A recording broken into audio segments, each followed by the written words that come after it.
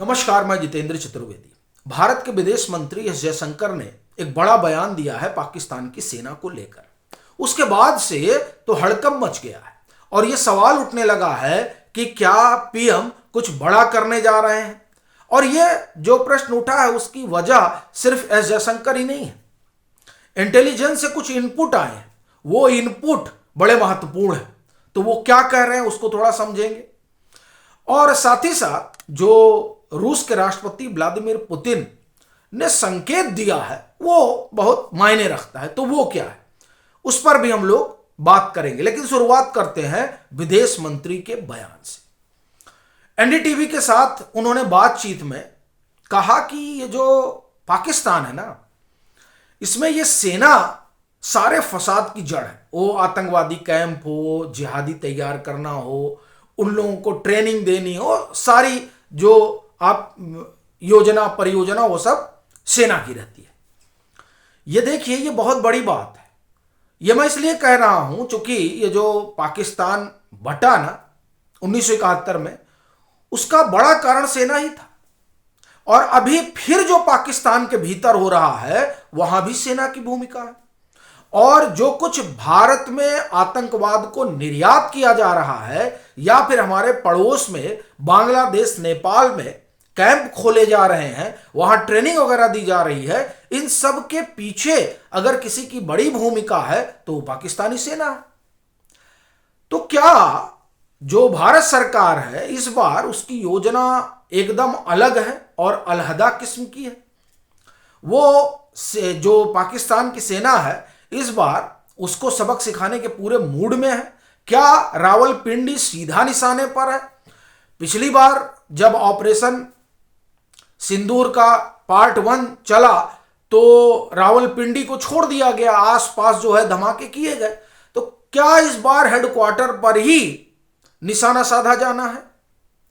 देखिए, यह सवाल बहुत महत्वपूर्ण है, क्योंकि विदेश मंत्री अगर सीधा सीधा सेना का नाम ले रहे हैं तो इसका मतलब यह हुआ है कि जो तैयारी चल रही है उस तैयारी में टारगेट सेट कर दिया गया है।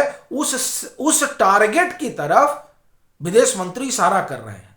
और ऐसा कहने की वजह दूसरी खबर है जो बड़ी महत्वपूर्ण हो जाती है। वो क्या है? वो ये है कि सैफुल्लाह कसूरी ये लश्कर का हैंडलर है, या आप कहें कि लश्कर का कमांडर है। हैंडलर नहीं, कमांडर कहना ज्यादा ठीक है। ये बहावलपुर खूब जा रहा है और मसूद से मिल रहा है। बहावलपुर यानी जैश, और इधर हाफिज सईद। अब ये देखिए, ये मैसेंजर, ये अब कमांडर है लेकिन मैसेंजर के तौर पे लगातार जा रहा है। एजेंसियां ये कह रही हैं कि पिछली बार जब ये जा रहा था जैश से मिलने, जैश के कमांडर से मिलने, तो दरअसल इस मेल, जब कई मेल मुलाकात हुई उसके बाद पहलगाम हुआ। अब फिर इनकी मेल मुलाकात बढ़ गई है। और ये जो मेल मुलाकात है, जाहिर सी चीज है कि यहां फिर जो है मुनीर एक्टिव हो गए हैं, क्योंकि पिछला भी जो कांड हुआ था उस कांड में सीधी भूमिका मुनीर की थी, यानी पाकिस्तान की सेना की। वही इन लोगों को फंड देती है। भैया, सारा तो इन लोगों का कैंप नष्ट कर दिया गया था। कहां से फिर से जो है ये लोग बैठकी होने लगी है? ये बैठकी बता रही है कि ये जो मुनीर है वो किस तरह का खेल खेलना शुरू कर दिया है। अच्छा, अब तो ये सर्वे सर्वा हो गया है, वहां बाकायदे जो है संशोधन वगैरह कराकर, और अब तो ये सुपर बॉस बना हुआ है। ये शहबाज शरीफ की क्या हिम्मत, कुछ बोल दे। भाग के गया था लंदन, फोन किया, भागा भागा फिर आया, कहा रे साहब हम आपका एक्सटेंशन कर रहे हैं। एक्सटेंशन तो करा दिया, लेकिन अब जो होने जा रहा है वो बहुत साफ दिखाई दे रहा है। ये जो इंटेलिजेंस इनपुट आया है उससे स्पष्ट है कि मुनीर कुछ करना चाहता है और इसकी जानकारी भारत को है। यही वजह है कि भारत के प्रधानमंत्री जो है वो जॉर्डन जाने वाले हैं। जॉर्डन जाने का मतलब ये हो गया कि जॉर्डन से बातचीत हो रही है। क्यों? ये अभी जॉर्डन का जो सर्वे सर्वा है उससे मुनीर की मुलाकात हुई थी और इसने पाकिस्तान का जो सर्वोच्च सम्मान होता वो सब दिया था। तो अब ये बड़ा स्पष्ट दिखाई दे रहा है कि तमाम देशों को कन्वे किया जा रहा है। जैसे यूएई ने तो कहा है कि इन सबको वीजा वगैरह न जारी किया करो पाकिस्तानियों को। कतर भारत की कश्मीर पॉलिसी का समर्थन कर रहा है। सऊदी अरब भी विचार कर रहा है कि इसको वीजा उजा नहीं देना चाहिए। यानी अरब कंट्री जहां से इसको सबसे ज्यादा मदद मिलती थी वहां चीजें इसके खिलाफ हो रही हैं। और यह ध्यान रखिए कि जब विदेश मंत्री एनडीटीवी के साथ बातचीत में पाकिस्तानी सेना को घेर रहे हैं, उसी के 15 रोज पहले वो कतर गए हुए थे। यह बता रहा है साफ तौर पर कि किस तरह से गोटियां सेट कर दी गई हैं। अब इन सबके बीच जो रूस के राष्ट्रपति हैं व्लादिमीर पुतिन, उनका आप बयान देखिए। वो कह रहे हैं हम आतंकवाद के साथ जो भारत की लड़ाई है उसमें कंधे से कंधा मिलाकर चल रहे हैं। और तालिबान को लेकर, यानी उनकी सरकार को लेकर जिस तरह का नैरेटिव पाकिस्तान गढ़ना चाह रहा है, उस नैरेटिव को भी रूस के राष्ट्रपति ने ध्वस्त किया। और उन्होंने कहा कि जो अफगानिस्तान की तालिबान सरकार है वो लड़ रही है आतंकवाद के खिलाफ। और ये मुनीर क्या कह रहा था? ये कह रहा था कि टीटीपी को ये लोग पनाह दे रहे हैं। यानी उसका कहना था कि यहां जो है आतंकवाद को पनाह दी जा रही है, और उसके जरिए ये कुछ कुछ बहाना बना रहा था कि साहब हम तो कुछ कर ही नहीं रहे हैं।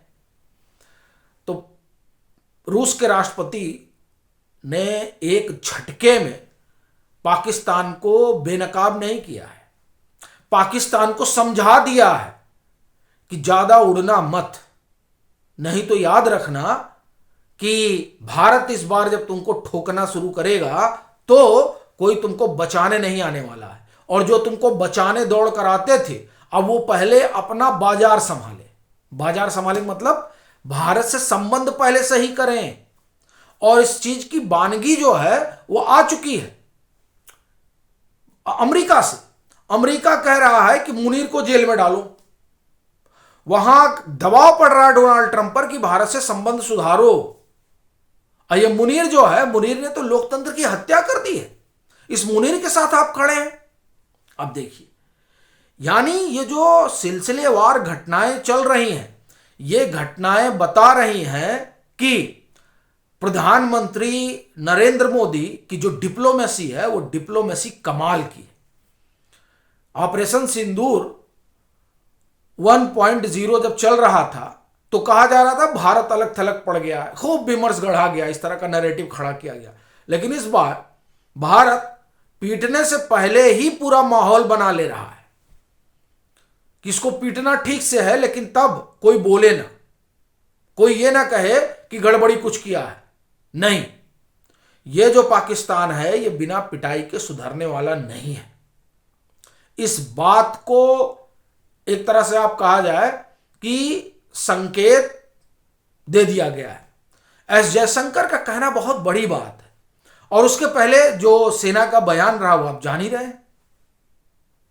समय समय पर सेना कहती रही है कि जमीन पर जब तक कब्जा नहीं करेंगे तब पाकिस्तान मानेगा नहीं, और बिना मार खाए पाकिस्तान सुधरेगा नहीं।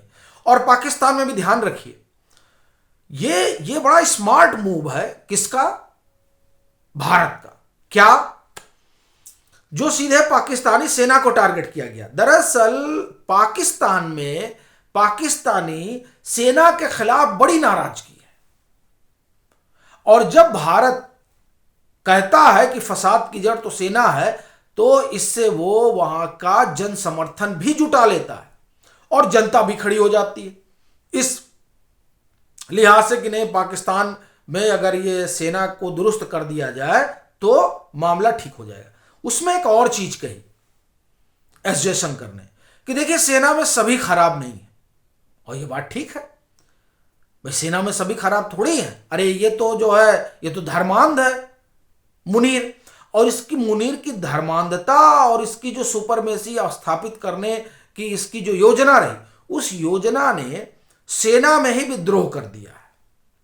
जी हां, वायुसेना और नौसेना जो पाकिस्तान की है वो खुश नहीं है। किस बात से? मुनीर जो कर रहा है उससे। क्यों? क्योंकि मुनीर पाकिस्तान को और उसकी सेना को एक युद्ध की तरफ धकेल रहा है। अपना तो बंकर वंकर बनवा लिया है छुपने के लिए, लेकिन जिस तरह से ये आतंकवादियों को प्रश्रय दे रहा है और तमाम सारे कैंप खुलवा के भारत के ऊपर आतंकी हमला करवाना चाहता है, उससे सेना के अधिकारी नाराज हैं और उनका यह मानना है कि मुनीर जिस रास्ते पर चल रहा है उस रास्ते पर पाकिस्तान को बर्बाद हो जाना है। तो एक तरह से आप कहें कि जो ये बात विदेश मंत्री ने कही है वो दरअसल उससे एक दो तीन चीजें बहुत साफ है। एक तो टारगेट क्या है, दूसरा पाकिस्तान टूटने जा रहा है, तीसरा सेना जो है वो पूरी तरह से मुनीर के साथ खड़ी नहीं है।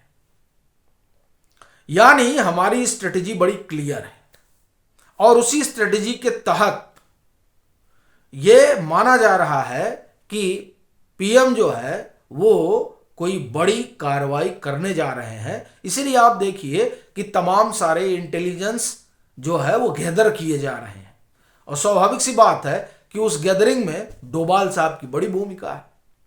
वो इसलिए, चूंकि देखिए पाकिस्तान की नस नस से अगर कोई समय वाकिफ है और सबसे ज्यादा जानकारी रखता है तो अजीत डोभाल ही है, चूंकि उनका लंबा राफ्ता रहा है पाकिस्तान से। वो वहां रह रू कर आए, बड़ा सारा कोवर्ट ऑपरेशन उन्होंने वहां पर कराया। तो इसलिए ये जो तमाम सारी चीजें हमने आपको बताई उससे इतना साफ हो गया है कि अब समय ज्यादा है नहीं। किसके पास? मुनीर के पास।